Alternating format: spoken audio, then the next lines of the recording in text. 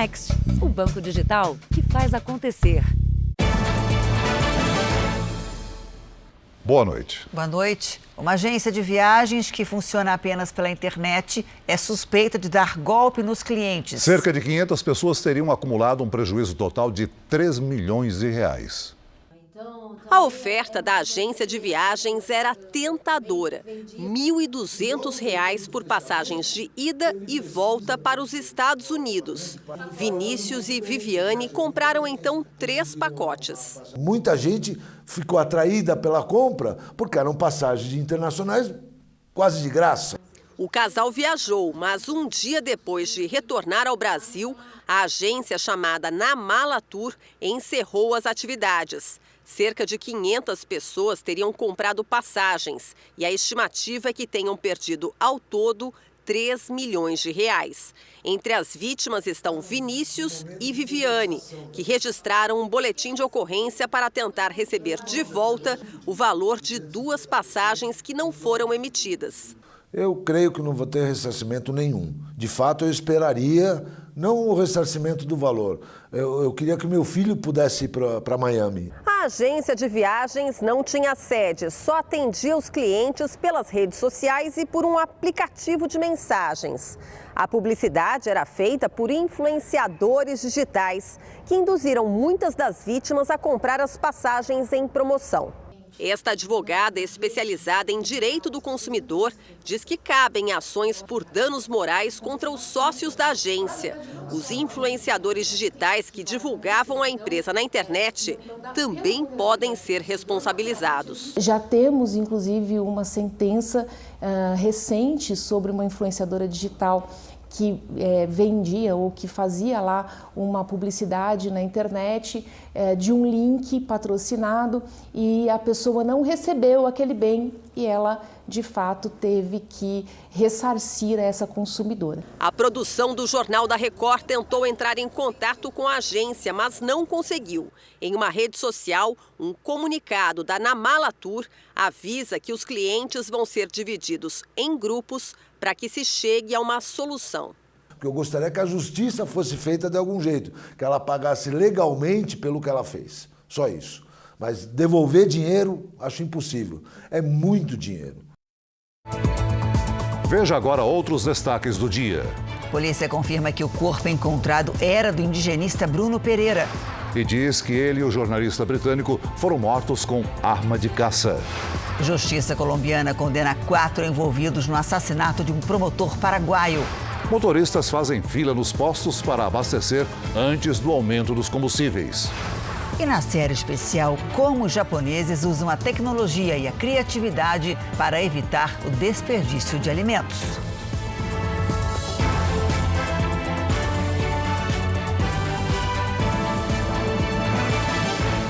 Oferecimento Bradesco. Entre nós, você vem primeiro.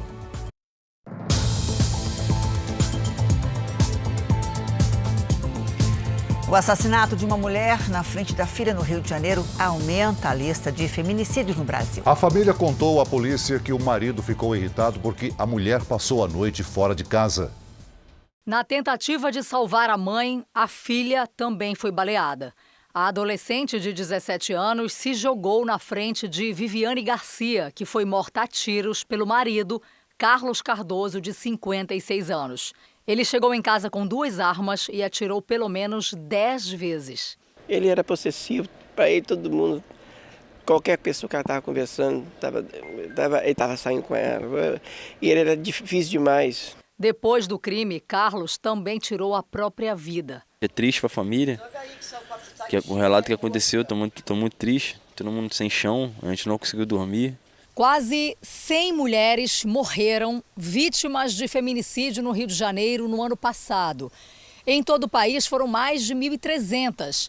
É como se a cada 7 horas uma mulher fosse morta no Brasil. Minas Gerais, São Paulo e Rio Grande do Sul são os estados com mais casos. Viviane deixa 3 filhos. O corpo dela será velado em Minas Gerais, estado onde nasceu. Para fugir do aumento no valor dos combustíveis, motoristas fizeram fila para encher o tanque do carro. Pela terceira vez no ano, houve aumento no preço da gasolina e o diesel teve o 4º reajuste de janeiro para cá. A fila é enorme e se perde na curva. São motoristas em busca de economia. Apesar do reajuste da gasolina e do diesel anunciado para hoje, este posto de combustível segurou o preço antigo. O flagrante foi em Campo Grande, a capital de Mato Grosso do Sul. Em Brasília, não teve fila, mas a maioria dos postos de combustíveis manteve o preço da gasolina antes do novo aumento para as distribuidoras. Em São Luís, na capital maranhense, a corrida foi para trocar os preços antigos. Nesse posto, a gasolina subiu de R$ 6,88 para R$ 7,26. Hoje é só aumentando, não tem pra onde correr, entendeu? E aí eles não dão jeito. E quem paga com isso aí somos nós. No Rio, a reação foi de descontentamento. Andar de carro é luxo. É para quem pode, não é luxo. O reajuste de 5,18% para a gasolina e de 14,26% para o diesel é resultado da política de preços da Petrobras, que acompanha as cotações internacionais. E com a alta do petróleo, a estatal justifica que não tem como evitar o aumento do combustível para o consumidor brasileiro. A gente não aguenta, a gente que trabalha com aplicativo e vamos sobrevivendo aí nessa aumenta aí. Vamos ver até onde a gente vai conseguir chegar nisso aí. De janeiro até agora, a gasolina teve 3 aumentos. Já no diesel, foram 4 reajustes, o que deixou o litro do combustível quase 70% mais caro. Esse caminhão aqui, por exemplo, para abastecer no início do ano, gastava cerca de R$ 1.800. Agora, para encher o mesmo tanque, são R$ 3.000. A cada real na bomba aí é menos na nossa família aí, na nossa casa. E começa a diminuir o quadro de funcionários, começa a mandar embora, começa a reduzir tudo, entendeu? Isso é que acontece. Daqui a pouco, mais informações sobre o aumento no preço dos combustíveis. Foi aprovada nos Estados Unidos a recomendação da vacina contra o coronavírus em crianças com mais de 6 meses. A decisão ainda precisa ser confirmada oficialmente pelo Centro de Controle de Doenças para que o governo americano comece a aplicar as doses. Ontem, a Agência Reguladora de Remédios e Alimentos já havia autorizado as vacinas da Moderna e da Pfizer para essa faixa etária. Aqui no Brasil, pelo menos 7 milhões de crianças que poderiam ter se vacinado contra o coronavírus estão desprotegidas. A Milena chegou preparada. O que você veio fazer aqui hoje? Tomar vacina. E a calma dela deixou a mãe orgulhosa e agora mais tranquila. A gente está segura, né? É uma segurança a mais para ela. A Helena, de 10 anos, nem piscou na hora da picadinha. Com a segunda dose, completou a imunização. É importante a gente tomar vacina para a gente estar com saúde, viver bem e conseguir brincar bastante. Mas nem todos os adultos têm a mesma noção sobre a importância da vacina para as crianças. A vacinação contra a Covid entre 5 e 11 anos foi liberada já faz 6 meses e virou recomendação para 20 milhões de crianças brasileiras. Só que mais de 7 milhões não foram levadas até agora a um posto de saúde, nem para tomar a primeira dose. Esse comportamento de pais ou responsáveis que estão deixando de imunizar as crianças preocupa os especialistas. E nessa idade, a proteção é completa com 2 aplicações. Mas 61% das crianças já vacinadas ainda não tomaram a segunda dose. Entre os mais novos, lembra esta pediatra, a Covid também pode levar a casos graves. Na maioria dos casos é leve? É, mas você não consegue garantir isso. E a vacina, não há 0 óbitos relatados por conta de vacina contra o Covid. Então a vacina é sim segura. A segunda dose da Júlia acabou atrasando um pouco, porque depois da primeira, ela teve Covid com sintomas leves. Com a imunização completa, a Júlia está ainda mais forte contra a doença. Completa o segundo ciclo, sobe a proteção dela e a gente fica com o coração mais aliviado. E pesquisadores querem saber as consequências da Covid em bebês de mulheres que tiveram a doença durante a gravidez. Resultados preliminares revelam que pouco mais da metade dos bebês nascidos na pandemia de mães infectadas tem alguma alteração comportamental. A irritabilidade é uma delas. Lucas nasceu em abril do ano passado, em plena pandemia. Ao fazer o teste do pezinho, a mãe teve uma surpresa. Quando o exame chegou, deu positivo para Covid. Eu não sabia que eu tinha tido Covid durante a gestação. Eu não tinha tido sintomas nenhum. Com o teste positivo, o bebê foi incluído numa pesquisa da Universidade Federal de Minas Gerais, que avalia os impactos da infecção na gravidez e da crise sanitária no desenvolvimento das crianças. Desde então, Lucas vem sendo acompanhado pela equipe de pesquisadores e já passou por vários testes. Os resultados foram considerados normais. Porque ele estava dando uma resposta bem rápida com relação ao que eles estavam pedindo. Aí eu fiquei super tranquila, né? Outros 560 bebês nascidos durante a pandemia estão sendo avaliados. Resultados preliminares apontam que 22% deles apresentaram atraso no desenvolvimento e 52% se mostraram mais irritadas e birrentas do que o esperado para essa faixa etária. Chamou a atenção dos pesquisadores a presença de fatores de risco no ambiente familiar, como o uso abusivo de álcool e drogas, insegurança alimentar e depressão materna. Os estudiosos acreditam que esses riscos são mais prejudiciais do que os efeitos da infecção pelo coronavírus. Porque a gente não observou diferença entre o grupo que tinha anticorpo em relação ao grupo que não tinha anticorpo. Segundo a pesquisadora, as crianças serão avaliadas até 2023, quando completam 2 anos de vida. Os resultados vão ser levados em conta em novas políticas públicas. A Covid também deixa sintomas persistentes em atletas, mesmo quando é assintomática. Essa informação está numa pesquisa da Universidade de São Paulo. De cada 100 atletas profissionais e amadores, 3 desenvolveram a chamada intolerância ao exercício. Caminhar e correr pelos parques para compensar a vida sedentária ou dar duro em academias e centros esportivos avançados não significa imunizar o corpo. Uma pesquisa da Universidade de São Paulo, coordenada pelo professor Bruno Gualano, mostra que 8% dos atletas desenvolvem sintomas persistentes depois de contraírem a doença. São eles: perda de olfato, tosse, fadiga e dor no peito.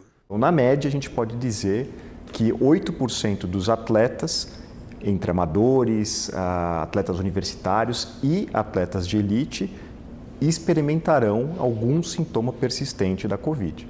A Bianca é adepta do treinamento para reforço muscular. Ela pegou Covid e, mesmo depois de curada, teve que suspender as atividades físicas. Agora que estou voltando, tentando dar uma caminhadinha, para não forçar muito o pulmão. O Luiz, que gosta de se exercitar em casa, também sofreu com os sintomas persistentes. Uma sensação de demora na recuperação, de ficar mais tempo cansado, dolorido e necessitando descanso. O super craque Messi sofreu para se recuperar de problemas respiratórios decorrentes da Covid, que contraiu em dezembro do ano passado. A pesquisa tomou como base um universo de 11.500 atletas entre amadores e profissionais de alto rendimento. Outra conclusão do estudo foi que 3 em cada 100 atletas adquiriram intolerância a exercícios, o que compromete o desempenho. Além destas constatações, uma boa notícia. Ao contrário do que sugeriam estudos anteriores, a pesquisa da USP aponta que a Covid não aumenta o risco de miocardite, a inflamação do coração. A gente não conseguiu estabelecer uma causalidade entre a Covid e a miocardite, a inflamação do coração. Nós precisamos de estudos melhores, mais controlados, com grupos maiores de atletas, para que a gente possa, de fato, descartar essa associação. As matrículas para o ensino superior à distância cresceram durante a pandemia no Brasil e o maior percentual é na região norte. O motivo é a distância do local dos cursos presenciais. Maiara, de 29 anos, já é formada em administração e resolveu fazer uma segunda graduação, dessa vez em marketing. Ela optou pelo ensino à distância. Durante a pandemia, eu iniciei muitos cursos online, gostei muito da forma de ensino, da aprendizagem, do método. Pessoas na faixa etária da Maiara, até 44 anos, foram as que impulsionaram o crescimento do ensino superior à distância no Brasil durante a pandemia. O número de alunos matriculados aumentou 26,8% no auge da Covid, com destaque para o norte do país, que detém mais de 45% de alunos em cursos de ensino à distância. Os dados estão no Mapa do Ensino Superior do Brasil de 2020, lançado pela maior associação de instituições de ensino superior do país, a Semesp. O ensino à distância ele já vinha crescendo nos últimos anos, né? Porque ele era uma boa alternativa. No norte tem um ponto a mais, que é a questão dos lugares mais ermos, né? De você chegar nos lugares mais difíceis. As universidades brasileiras conseguiram ter um desempenho tímido de 0,9% no número de matriculados. As matrículas nos cursos presenciais caíram em média 9,4%. Só na rede pública a queda foi de 6,4%. Na rede particular foi pior, diminuiu mais de 10%. Pela primeira vez, o número de novos alunos que entraram na universidade pelo ensino à distância foi maior que na graduação presencial. Foram mais de 2 milhões de estudantes nos cursos à distância, na rede pública e privada. Já o ingresso de alunos presenciais chegou a 1.700.000. A pandemia acentuou esse crescimento, porque aí as pessoas ficaram inviabilizadas de irem para o curso presencial. E não só as pessoas ficaram inviabilizadas, como também as outras ficaram presas em casa. Então foram buscar também se reciclar com um curso à distância. A polícia do Canadá condenou um padre acusado de abusar sexualmente de uma estudante indígena de 10 anos. Arthur Massi, de 92 anos, foi acusado de agressão indecente e está em liberdade condicional. Segundo autoridades, o padre, agora aposentado, teria cometido os crimes entre as décadas de 60 e 70. Líderes indígenas reivindicam que ex-professores e coordenadores dos internatos católicos sejam processados. No ano passado, foram descobertas mais de 1.300 sepulturas de crianças que sofreram abusos nos locais onde os centros funcionavam. O presidente Joe Biden caiu durante um passeio de bicicleta. Foi no estado de Delaware, onde ele tem uma casa de praia. O presidente americano pedalava com a esposa Jill quando parou para cumprimentar um grupo de pessoas. Ao tentar descer da bicicleta, ele ficou com o pé preso no pedal e foi ao chão. Biden se levantou com a ajuda de um segurança e disse que estava bem. O presidente americano saiu do local pedalando. Ainda sobre os Estados Unidos, o país tem o maior número de imigrantes ilegais detidos na fronteira com o México em 20 anos. A crise migratória é um dos principais problemas enfrentados pelo governo americano. De acordo com o Departamento de Proteção de Fronteiras, mais de 239 mil imigrantes foram detidos ao tentar atravessar do México para os Estados Unidos ilegalmente em maio. É como se a população inteira do município paulista de Americana tentasse cruzar a fronteira. Segundo as autoridades, 25% dos imigrantes têm histórico de deportação. E desde fevereiro, mais de 200 mil pessoas têm sido apreendidas todos os meses na região. Entre elas, muitas crianças. A quantidade de menores desacompanhados cresceu 20% entre abril e maio. Depois de encontrados pela patrulha de fronteira, eles seguem para abrigos temporários, que geralmente estão superlotados. No ano passado, mais de 1.300.000 pessoas foram detidas tentando entrar ilegalmente nos Estados Unidos por via terrestre. O número é 30% maior do que o registrado em 2020.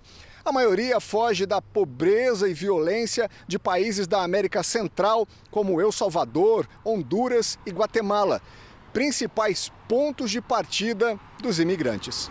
A vice-presidente Kamala Harris foi encarregada de lidar com a crise migratória. Este mês, ela anunciou um investimento privado equivalente a 9 bilhões e 800 milhões de reais para conter a imigração ilegal. Os recursos serão destinados a setores como o agronegócio, para estimular a criação de empregos. As micro e pequenas empresas são as responsáveis pela grande maioria dos empregos formais no Brasil. Só de janeiro a abril, quase 80% das vagas disponíveis no mercado eram em pequenos negócios. E o setor que mais contratou foi o de serviços. Abriu caminho, inclusive, para quem nunca teve um emprego com carteira assinada. Quem diria que investir em hambúrguer delivery daria tão certo? Foi na cara e na coragem. Vamos contratar? Vamos. Então a gente contratou os funcionários e deu certo. Deu tão certo que viraram microempreendedores individuais. E o trabalho precisa ser em conjunto. A gente fica no caixa, a gente ajuda na batata, se precisar montar, se precisar ficar na chapa, a gente ajuda em tudo. A demanda é alta. A média é de 800 hambúrgueres por semana. E ela e o marido entenderam que precisavam acompanhar esse desenvolvimento e assinaram a carteira de Welbert e Gabriel. O primeiro emprego de carteira assinada dos dois auxiliares de cozinha. Uma sensação de segurança, né, de ter os direitos trabalhistas garantidos, um dinheirinho no bolso, né? É sempre uma coisa boa. O trabalho informal ainda existe, mas estudos apontam que ele tem sido substituído pela carteira assinada. Uma realidade proporcionada pelas microempresas no Brasil. Elas chegam a ser responsáveis por quase 80% da geração de emprego no país. Nesse universo, 3 setores têm destaque: o de serviços, comércio e construção. Juntos, em um mês, foram 146 mil novas vagas, 585 mil nos 4 primeiros meses deste ano. Hoje, o que a gente sabe é que as oportunidades estão mais para o pequeno negócio e eles estão contratando mais. Segundo o secretário do Ministério da Economia, foram mais de 1 milhão de novas empresas nos primeiros 4 meses deste ano. Essas facilidades, né, trazidas com marcos legais mais saudáveis, mais atuais, né, que tiram a burocracia, que trazem liberdade para empreender, né, conseguiu trazer esse resultado. Ainda nessa edição, polícia identifica o corpo do indigenista brasileiro e prende o terceiro suspeito. E na série especial, o Japão recolhe alimentos do lixo para produzir objetos e evitar o desperdício.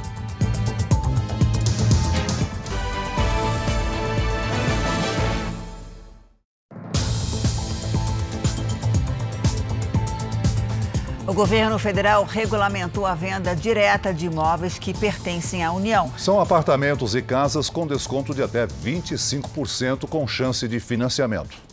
Desde que o Brasil é Brasil, o governo é dono de muitas terras e imóveis pelo país. Este aqui, por exemplo, é histórico, mas está abandonado, no centro de Fortaleza, capital do Ceará.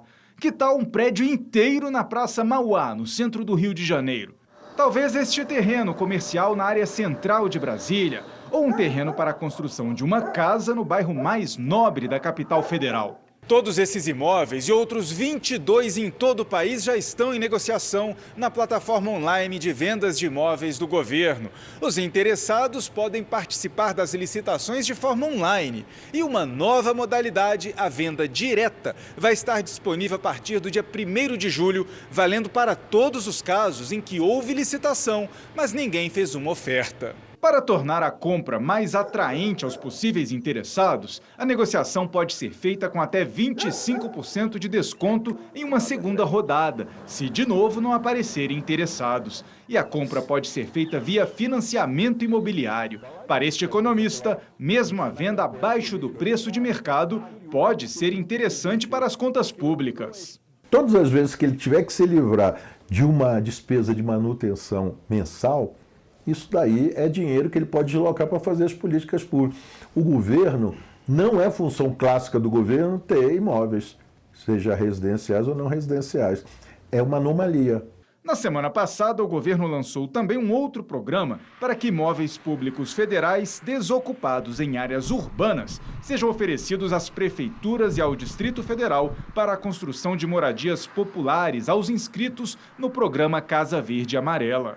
Uma forma organizada de destinação de terrenos públicos da União para serem explorados, que como resultado sejam disponibilizadas unidades habitacionais para as famílias de baixa renda. O motorista de um caminhão atropelou e matou 3 pessoas no Ceará. Testemunhas disseram que o motorista perdeu o controle da direção. Além dos 3 mortos, 11 pessoas ficaram feridas. As vítimas estavam na rua e na calçada. 6 carros também foram atingidos. O acidente aconteceu na noite de ontem em Dom Quintino, zona rural do Ceará. 4 pessoas que confessaram o assassinato de um promotor paraguaio foram condenadas a 23 anos de prisão. Marcelo Pet foi morto a tiros numa ilha do Caribe no mês passado, durante a lua de mel. De acordo com a promotoria, um 5º suspeito se declarou inocente e outro continua foragido. A quadrilha responsável teria pago um valor equivalente a mais de R$2,5 milhões de reais pelo assassinato do promotor. Segundo as investigações, integrantes do crime organizado brasileiro também teriam envolvimento na execução.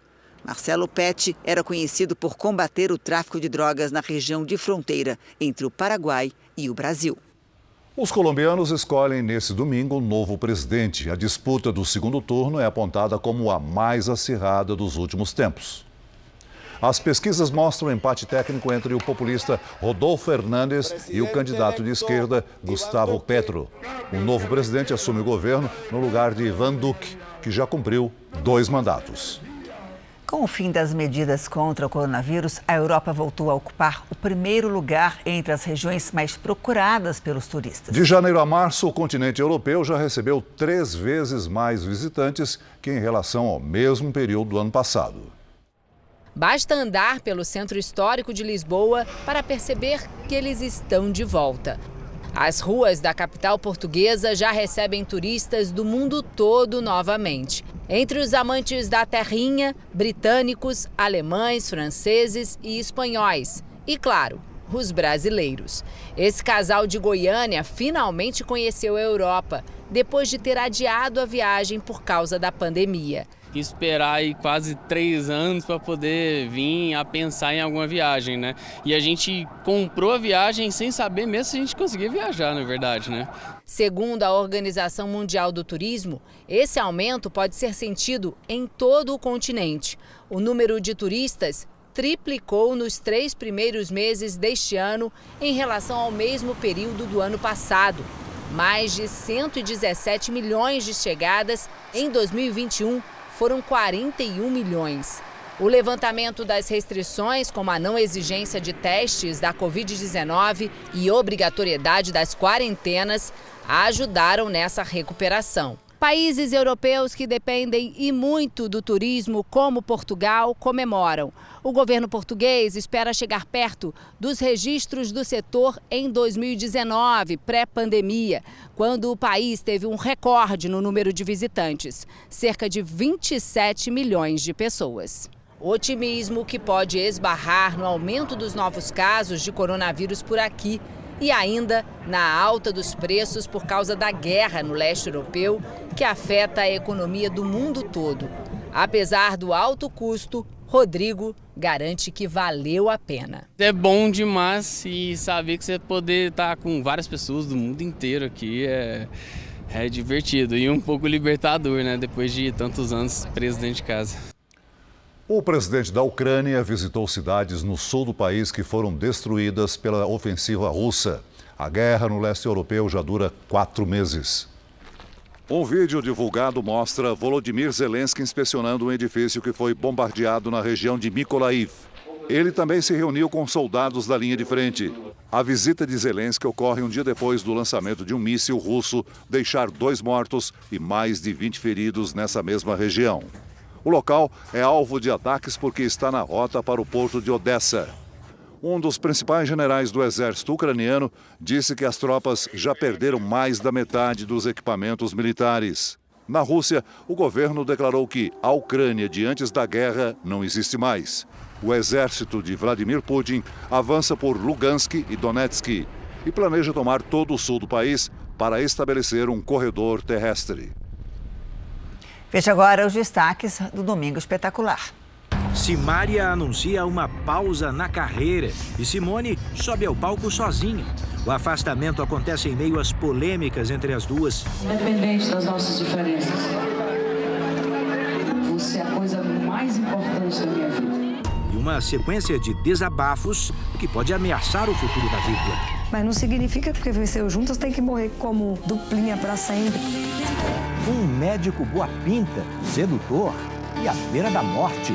Segundo a polícia, tudo não passava de um golpe. Depoimento da mulher que acreditou na história e teve um prejuízo de quase 100 mil reais. A história do homem que herdou da mãe quase 70 jacarés. Eles vivem nessa lagoa e recebem comida e atenção do Maurinei. Eles são famosos, ricos e adoram esbanjar nas redes sociais. Tem o cantor de 24 anos que acaba de comprar um carro de quase R$1 milhão. Ficou curioso, né? A gente te conta no Domingo Espetacular. Logo depois do Canta Comigo. Você vai ver ainda hoje, agricultores arrancam a plantação para garantir a colheita.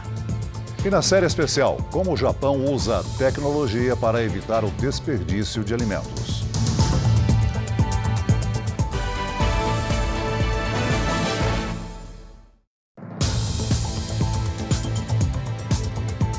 O maior hospital de Goiás está superlotado. Pacientes ficam em macas pelos corredores, enquanto parentes aguardam do lado de fora.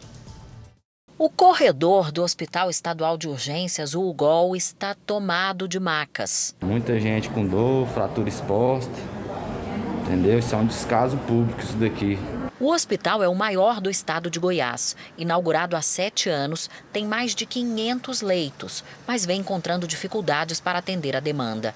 A cunhada do Ronaldo, que veio de Britânia, a 325 quilômetros de Goiânia, precisa de uma cirurgia no ombro e é mais uma que aguarda no corredor do hospital. Ela está suportando a dor porque está tomando remédio, senão não suportaria a dor. Enquanto os pacientes esperam lá dentro, parentes esperam do lado de fora. Quem está no corredor não pode ter acompanhante. Essa aposentada passa o dia nesse banco de madeira, sem nenhum conforto, à espera de informações sobre o filho. Os pacientes normalmente vêm para cá encaminhados pela Secretaria de Saúde, que controla o fluxo. Mas, segundo a direção do hospital, aumentou a procura por atendimentos espontâneos, que são aqueles que não passam pelo sistema. E como o hospital não pode negar atendimento, a solução foi improvisar leitos nos corredores. Sebastião, de 70 anos, passou 21 dias internado no hospital. Ele acaba de receber alta e relata a situação lá dentro. Superlotada gente. Em nota, a Secretaria da Saúde de Goiás informou que o hospital prioriza atendimentos de urgência e emergência, mas não recusa pacientes de menor complexidade. Disse ainda que não há falta de medicamentos, insumos e alimentação para os doentes. A Polícia Federal confirmou hoje que os restos mortais encontrados no Amazonas são de Bruno Pereira. Disse ainda que uma arma de caça foi usada no crime. Um terceiro suspeito se entregou nesse sábado. Desde que os restos mortais chegaram ao Instituto de Criminalística em Brasília, os peritos não pararam. A identificação do indigenista Bruno Pereira só foi possível após o exame da arcada dentária. Ontem, a perícia já havia identificado o corpo do jornalista inglês Dom Phillips. Além da identificação, os peritos aqui da Polícia Federal também apontaram uma provável causa para as mortes. Dom e Bruno foram atingidos por tiros disparados de uma arma de fogo com munição típica de caça. O indigenista foi baleado 3 vezes, na cabeça e na barriga. Já o jornalista, uma vez, levou um único tiro no tórax. Agora a gente passa para a parte da antropologia forense, que é o estudo dos corpos, dos ossos, dos tecidos. Tudo isso em paralelo com a modelagem 3D, né, para a gente conseguir estabelecer a dinâmica dos fatos. Dentro de um modelo 3D, esses dados, a angulação, distância, modelagem, local, nós conseguimos trabalhar então a dinâmica realmente de como aconteceu o fato. Até o momento, 3 suspeitos estão presos pelo crime. Um deles, Jefferson da Silva Lima, que estava foragido e se entregou hoje. Ele passou por uma audiência de custódia e ficará preso por pelo menos 30 dias. Isso vai proporcionar que a gente realmente amplie, né, e tenha mais elementos para concluir como de fato tudo ocorreu. Hoje, na Avenida Paulista, próximo ao Museu de Arte de São Paulo, houve uma mobilização para pedir justiça pelas mortes de Bruno e Dom. Amanhã, o Procurador-Geral da República, Augusto Aras, vai até Tabatinga, no Amazonas, para discutir a atuação do Ministério Público na região e a articulação com outros órgãos públicos para combater crimes. Especialistas e pesquisadores ainda não sabem se pessoas vacinadas contra a varíola humana nas décadas de 60 e 70 continuam imunes à doença. E que mesmo que estejam imunes, a hipótese mais provável é que a proteção contra a varíola do macaco seja inferior a 50%. No Brasil, a vacinação contra a varíola humana acabou em 1973. Por causa da erradicação da doença. Marlene e o marido foram imunizados quando ainda eram crianças. Isso foi nos anos 61, 62. Aí a gente fazia a fila, era uma pistola desse tamanho assim, não trocava agulha, não trocava nada, era de um por um, ia fazendo. Faziam, acho que uns 100 assim, tudo com uma pistola só. Mas será que o casal e outros milhões de brasileiros que foram vacinados ainda estão imunes? Uma proteção cruzada do vírus da varíola para a varíola do macaco existe, esta proteção, mas se essa proteção é tão prolongada e quanto de proteção ainda nós temos, ainda não se sabe. Talvez menos de 50% aí. Se a dona Marlene e o marido tiverem de ser vacinados de novo contra a varíola, não terão de esperar como aconteceu no caso da Covid. É que já existem imunizantes que cobrem todas as variantes da varíola, fabricados na Dinamarca e nos Estados Unidos, que poderiam ser replicados aqui no Brasil, na Fiocruz ou no Instituto Butantan. Mas a volta da vacinação em massa está longe de ser definida. Atualmente são 7 casos da varíola do macaco confirmados no Brasil e mais de 2.000 no mundo. Alguns países passaram a recomendar a vacinação de profissionais de saúde e de pessoas que tiveram contato direto com os pacientes. Na próxima semana, a Organização Mundial da Saúde vai decidir se coloca a doença na lista de emergência de saúde pública de interesse internacional. Já fazem parte desse grupo a Covid-19 e a poliomielite, que é a paralisia infantil. A variante da varíola, que se espalhou pelo mundo e chegou ao Brasil, é mais leve. Mas existe uma outra mais letal, que por enquanto é problema apenas no Congo, na África Central. Os sintomas da varíola do macaco são febre súbita, inchaço nos gânglios, dor nas costas, fraqueza muscular, dor de cabeça e feridas na pele. Por enquanto, a recomendação é de que as pessoas com sintomas usem máscara para evitar a disseminação da doença. Um vírus ameaça a produção do maracujá em vários estados brasileiros. Em Santa Catarina, os produtores têm sido obrigados a adotar uma medida drástica para tentar manter a colheita. Seu Olírio produz maracujás há 16 anos em 13 de maio, no sul de Santa Catarina. Ele e outros produtores sofrem as consequências do vírus, que deixa os frutos duros e secos. Ele é uma doença que ele veio para ficar, então a gente convive com ele. Você pode colher ou não, dependendo do manejo que você faz. Literalmente, você pode colher ou não uma lavoura, pode perder ela inteira. O vírus se espalha com facilidade, transmitido por um inseto levado pelo vento. Como não existe um remédio para tratar a doença, a saída foi adotar uma medida radical. Assim que acaba a colheita, os agricultores são obrigados a arrancar todas as plantas de maracujá e substituí-las por novas mudas cultivadas em ambientes protegidos como este. A ideia de produzir as mudas aqui é para proteger elas dos insetos que são transmissores de virose. Todas as lavouras de Santa Catarina devem ser arrancadas nas próximas semanas. As novas só podem ser plantadas um mês depois. Por um período de 30 dias, não deverá existir nenhum pomar comercial da fruta no estado. Um período que os especialistas chamam de vazio sanitário. O vazio sanitário consta em eliminar as plantas que estão doentes para que as novas, as da próxima safra, não tenham contato com elas. O vazio sanitário é um remédio azedo como o maracujá, mas deve garantir uma boa safra este ano, com 50 mil toneladas da fruta. Na Europa, a temperatura chega a 40 graus à medida em que o verão se aproxima. Na Espanha, a preocupação é com os incêndios florestais. Um dos incêndios, no noroeste espanhol, já devastou o equivalente a 20 mil campos de futebol. A onda de calor e o tempo seco dificultam o trabalho dos bombeiros.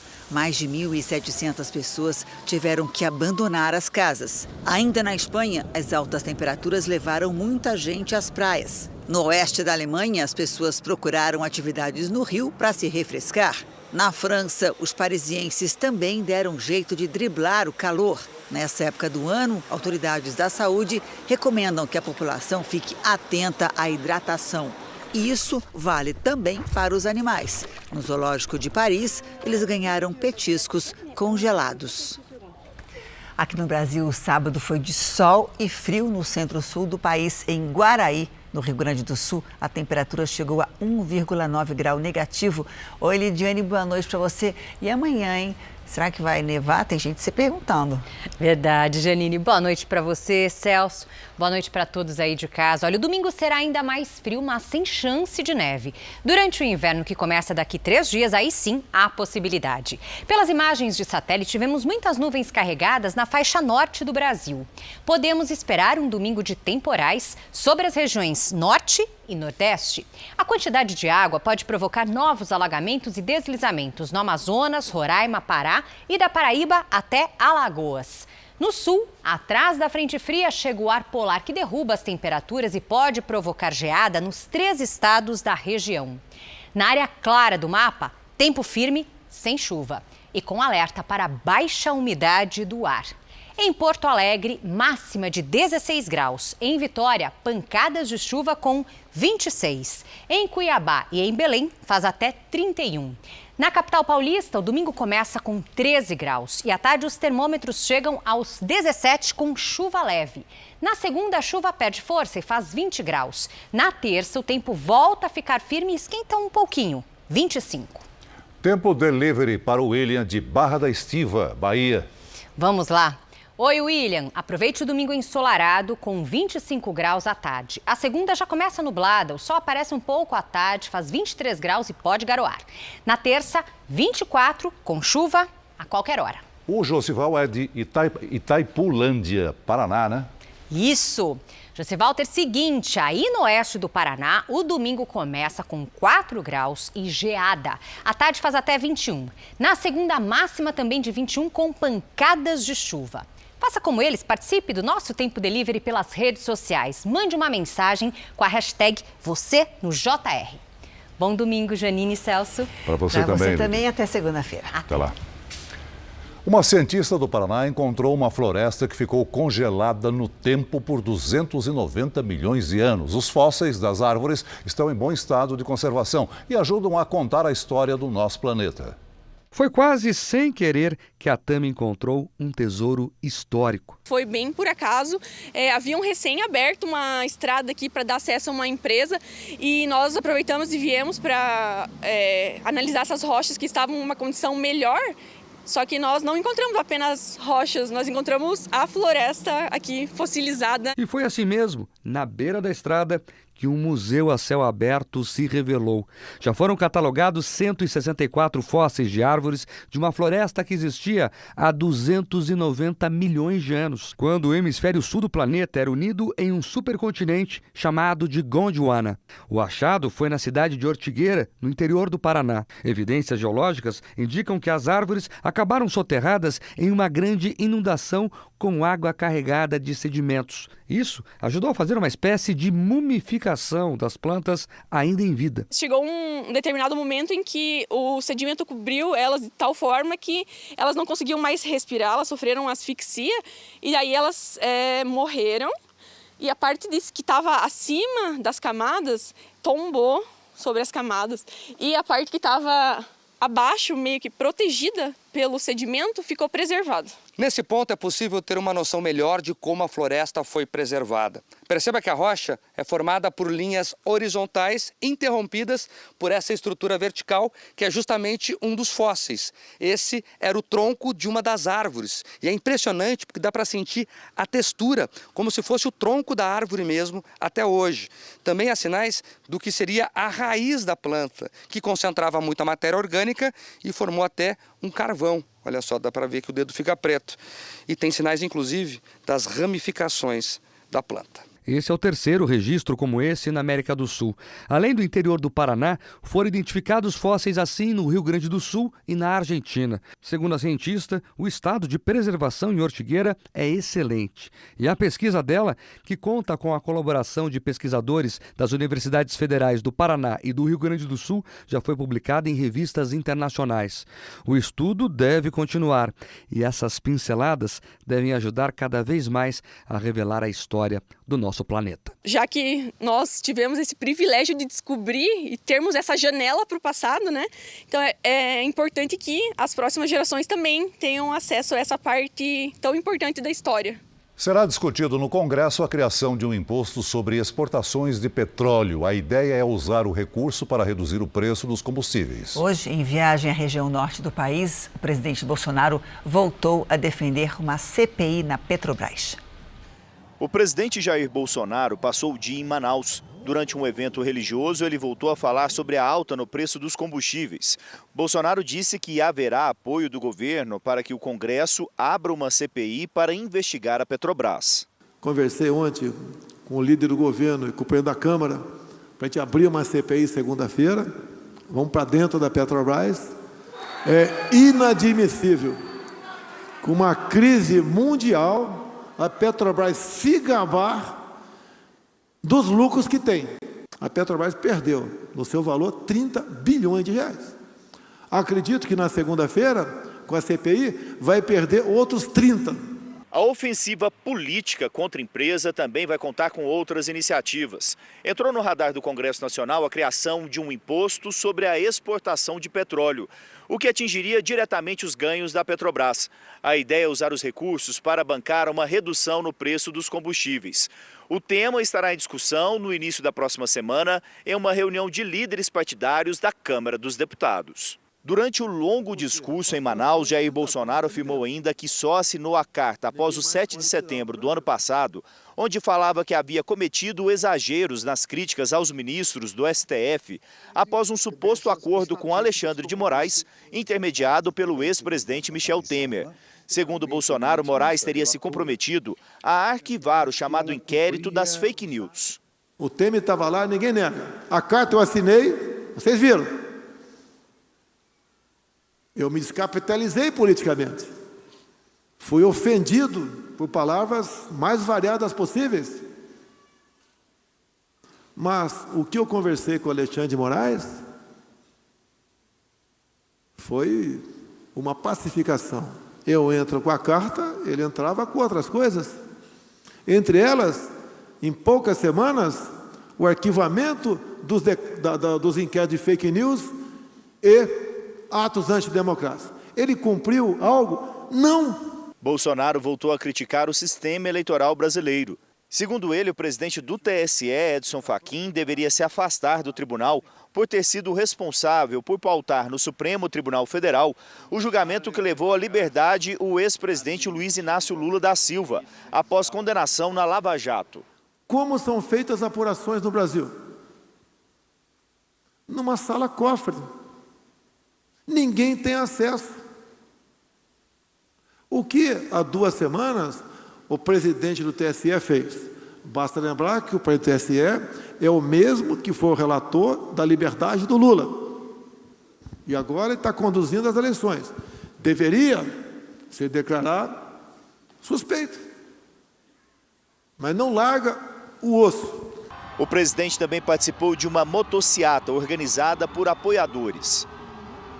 Os ministros Alexandre de Moraes e Edson Fachin do Supremo Tribunal Federal disseram que não vão se manifestar sobre as declarações do presidente Jair Bolsonaro.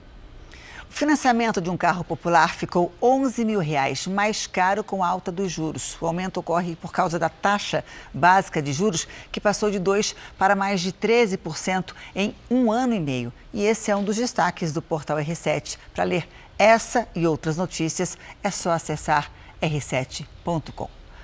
Agora, a nossa série especial, quando o assunto é desperdício de comida, o Japão não é diferente de outros países. Mas nos últimos anos, o país tem se esforçado para reduzir o lixo alimentar. A tecnologia é a grande arma para evitar que comida vire lixo.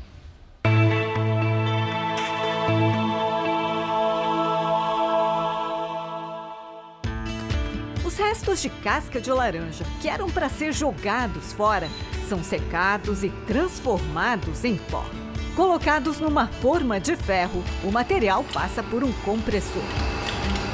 Depois de meses testando a temperatura e a pressão, pesquisadores da Universidade de Tóquio conseguiram criar o cimento de comida. As cores, textura e aroma podem mudar conforme o ingrediente. Com esse material, já estamos fabricando porta-copos, pratos e vários outros acessórios para o lar. Diz Kota Matida, que abriu uma empresa com outros 2 sócios para vender os produtos. Além das várias formas de uso desse material, o mais impressionante é que ele pode ser comido. E existe até um projeto para fabricar peças de abrigos de emergência em casos de desastres. E as pessoas podem se alimentar enquanto esperam a ajuda chegar. No futuro, esperamos substituir o concreto com um material mais orgânico. Além disso, a gente pode ajudar a diminuir o desperdício de comida, diz o criador da ideia. 45 quilos. Essa é a média que uma pessoa joga fora por ano de comida no Japão. São 5,7 milhões de toneladas de lixo alimentar ao todo.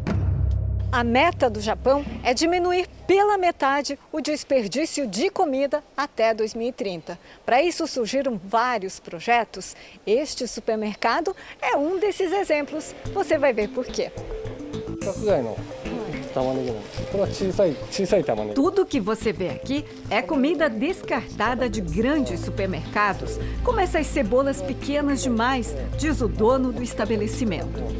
Ou essas bebidas perto da data de validade, tudo por um preço bem menor em comparação ao original. O empresário cria um sistema que se chama recuperação de comida. A ideia é reunir alimentos que seriam descartados pelas fabricantes, supermercados e atacadistas para repassar aos consumidores. Ele mostra a nova estrutura que está sendo construída para ressecamento de frutas, verduras e legumes. O alimento processado será reaproveitado em restaurantes e escolas.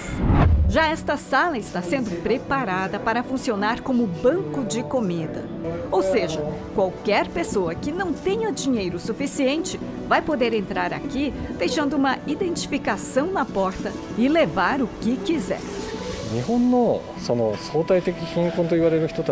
No Japão também existem pessoas pobres, só que é difícil identificá-las, diz Masaki Ueda. O empresário tem esperança de que iniciativas como essa possam beneficiar as famílias com necessidades. Desde que o país lançou a campanha para a redução do desperdício de comida em 2019, os japoneses passaram a encarar o assunto com muita seriedade. Michio Sano é um belo exemplo. Na cozinha dela, nada é desperdiçado. Nem mesmo a casca dos legumes, que acabam se transformando em pratos deliciosos. Só o que não dá mesmo para comer vai para o lixo. Regra número 1 para evitar o desperdício de comida. Não compre a mais do que você precisa. Se fizer isso, divida e guarde no freezer, diz Michio. É o que ela fez com a cebolinha que sobrou. Pequenas atitudes que fazem uma grande diferença. Afinal, é na cozinha que é gerado 46% do descarte de comida no Japão. As iniciativas empresariais e tecnológicas não ficam atrás. e levam a acreditar que talvez um dia o Japão possa reduzir bastante ou, quem sabe, eliminar completamente o desperdício de comida. Você também pode participar da nossa série especial. É só enviar o assunto para as nossas redes sociais com a hashtag #VocêNoJR. Ao menos 41 pessoas morreram por causa da chuva na Índia e em Bangladesh. Algumas foram atingidas por raios. Em Bangladesh, as tempestades fizeram com que o nível dos rios subisse, provocando inundações. Milhares de casas ficaram embaixo d'água. Na Índia, equipes de resgate e voluntários usam barcos em resgates nas áreas de risco. A previsão é de mais chuva nesse final de semana. Estamos na temporada de migração das baleias, vai de junho a novembro, mais ou menos, isso no litoral de São Paulo. O espetáculo da natureza tem chamado a atenção de visitantes e de moradores. Uma escola toda enfeitada por desenhos de baleias jubartes. E a lição está na ponta da língua. A baleia tem dente? Não. Não? Então o que ela tem? Ela tem barbatanas. Aqui, a maioria das crianças tem algum pescador na família e intimidade com as histórias do mar. Na sala de aula, trocam experiências e aprendem ainda mais. Aqui em Ilhabela, tem baleia? Tem. Passa um monte de baleia aqui e outros bichos do mar. A gente não pode jogar lixo no mar, não pode jogar lixo inclusive no chão perto do mar, que pode voar pro mar. Essa ONG começou esse ano a levar conhecimento e educação ambiental para as escolas. A gente quer realmente plantar uma semente, sabe, no coraçãozinho deles, se possível do tamanho de uma baleia. Que seja uma semente muito grande, para que eles não esqueçam mesmo, não só desse semestre para o próximo, mas que eles consigam levar isso para o resto da vida deles, né? Ensinar conceitos novos nessa faixa etária é muito mais fácil, né? E é isso que a gente quer, o aluno aprendendo para levar o conhecimento para casa. Nos últimos anos, Ilhabela, um arquipélago de 45 mil habitantes do litoral norte de São Paulo, entrou de vez na rota migratória das jubartes, o que mudou a rotina da cidade. Em uma das principais praias da ilha tem uma estátua da pipoca, baleia saltadora, que apareceu perto da costa em 2018. Naquele ano, houve 25 registros de jubartes em Ilhabela. Em 2021, esse número pulou para 130, um recorde. Biólogos acreditam que tem mais baleias porque a população de jubartes se recuperou com a proibição da caça na década de 80. Especificamente falando de Ilhabela, vem aumentando bastante. Essa época do ano, diariamente, tem baleias aqui na nossa região. Marquinhos conhece esse mar como poucos. Fundou há mais de 30 anos a primeira agência de turismo náutico da Ilhabela. Já levou mais de 700 turistas para avistar baleias. Nós oferecemos cerca de 8 roteiros. Nessa época, o de baleia é o mais procurado, né? Antes do passeio, os turistas recebem uma aula sobre as jubartes. A gente nunca sabe como o animal em vida livre vai agir, né? Então, às vezes ela dá show, às vezes ela não está muito afim de chegar muito próximo à embarcação. A expectativa está grande, ainda mais com as crianças, né? Então, a gente espera ver, né? Agora é a nossa vez de tentar avistar baleias. Nós vamos embarcar aqui com a equipe do projeto Baleia à Vista e, claro, vamos para alto mar. Dia de sol e frio. A gente se afasta do canal de navegação do Porto de São Sebastião. A expedição exige muita paciência e olhar atento. De repente, aparece uma mancha escura no mar. Todos se animam, mas não é baleia. É uma enorme raia-manta passando pertinho do barco. 2 horas de navegação e ainda nada das jubartes. Na nossa missão para encontrar as baleias, a gente segue a voz da experiência. Júlio, para onde que a gente está indo agora? Nós estamos aqui próximos à Ponta do Boi, saindo para fora até a profundidade de 50 metros. E a partir dessa profundidade, em geral, é onde estão passando as baleias jubartes que estão na migração, vindo mais perto da costa. O experiente capitão está certo. Quando menos a gente espera, ela aparece. É uma emoção no barco. Primeiro vemos os borrifos, que são como a respiração da baleia. Essa tem cerca de 9 metros, ainda é jovem. No começo parece tímida, mas de repente dá um lindo salto. Logo depois mergulha e mostra a cauda. Na foto, os detalhes. Aliás, essa é como a impressão digital da baleia. Cada jubarte tem um formato de cauda. Identificar a baleia é importante para entender o comportamento delas. Hoje nós temos já um número de quase 400 identificadas aqui. Dessas daqui nós temos já um bom número que já foram reavistadas. Depois do registro, a nossa baleia desaparece nesse marzão. Os pesquisadores ainda tentam encontrá-la ouvindo os sons que emite. Muitas vezes a gente joga o hidrofone e não tá rolando barulho nenhum, e muitas vezes a gente joga o hidrofone e tá aquela festa embaixo. Nem sinal dela. Mais perto da costa, a gente avista um pinguim nadando sozinho. E a expedição continua. São quase 5 da tarde, a gente está dando uma volta completa na ilha. São quase 100 quilômetros percorridos. Agora, fim de tarde, está quase anoitecendo, a gente não está avistando nenhum animal marinho. Mas o espetáculo aqui é sempre garantido. O lindo fim de tarde encerra a aventura. Mas a temporada de migração por Ilhabela está só no começo. E ainda reserva muitos espetáculos pela frente. O Jornal da Record termina aqui. A edição de hoje na íntegra e também a nossa versão em podcast estão no Play Plus e em todas as nossas plataformas digitais. Fique agora com os melhores momentos de Todas as Garotas em Mim. Boa noite para você e aproveite o domingo. Boa noite.